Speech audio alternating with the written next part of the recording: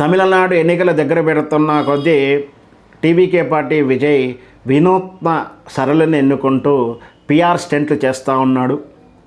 ప్రజలు విశేషంగా ఉన్న దగ్గర సైకిల్ దొక్కడము, విజిల్ వేయడము, పబ్లిక్లోకి వెళ్ళిపోవడము, ఆసక్తికరమైనటువంటి సంఘటనలు మీడియా దృష్టి పడడానికి ప్రయత్నాలు చేయడము. ఇంకొకటి, ఎన్నికల ప్రచారంలో మొదటిసారిగా హాలోగ్రామ్ డిస్ప్లే డిజిటల్ స్క్రీన్ మీద విజయ్ కనపడుతూ నిజమైన విజయ్ ఉన్నట్టుగా అక్కడ ప్రచారం చేస్తూ ఉన్నారు. మొదటిసారిగా భారత ఎన్నికల్లో ఈ ప్రచార సరళి టీవీకే విజయ్ ప్రారంభించారని చెప్పొచ్చు. ఎన్నికల దగ్గర పడుతూ ఉంటే ఆయన ఆ ఓట్ల సరళిలో కొంచెం మార్పులు కనిపిస్తూ ఉన్నాయి.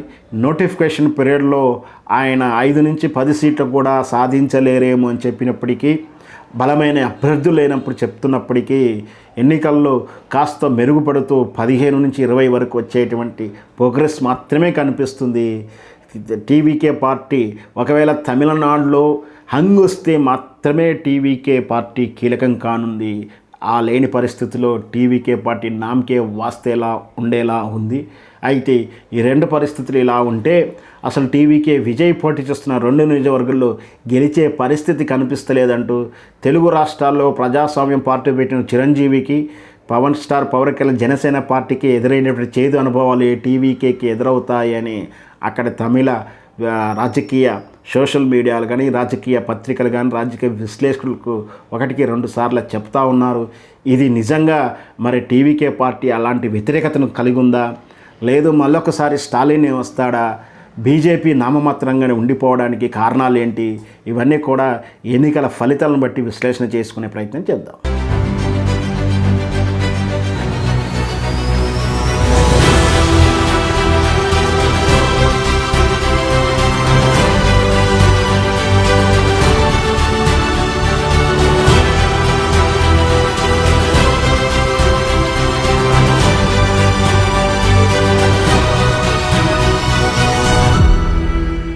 రాజకీయాల్లో కానీ, సినిమా విధానంలో కానీ నార్త్కు సౌత్కు చాలా డిఫరెన్స్ ఉంటుంది. చాలా విషయాల్లో డిఫరెన్స్ ఉన్నాయి. అయితే సౌత్లో సినిమా పరిశ్రమని, రాజకీయాన్ని వేరువేరుగా పెట్టి చూడలేని పరిస్థితులు కనిపిస్తూ ఉంటాయి.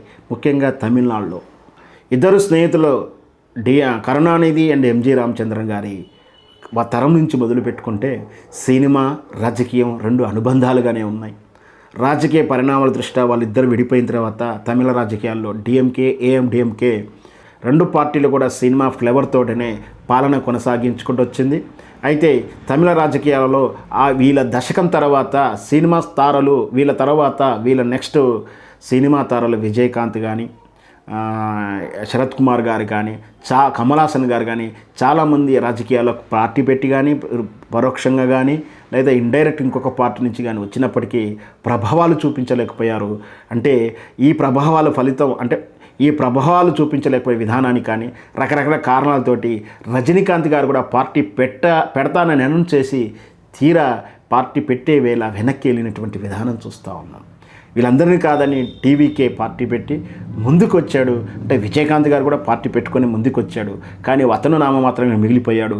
ఇక్కడ విజయ్ కూడా అలాగే నిలబడతారని అనుకుంటున్నారు. కానీ కొంచెం అంటే ఆనాటికి ఉన్నటువంటి విజయకాంత్ కానీ ఇతరత నటులకు లేనటువంటి mass hysteria, mass public audience pulse మాత్రం విజయ్కి సొంతం.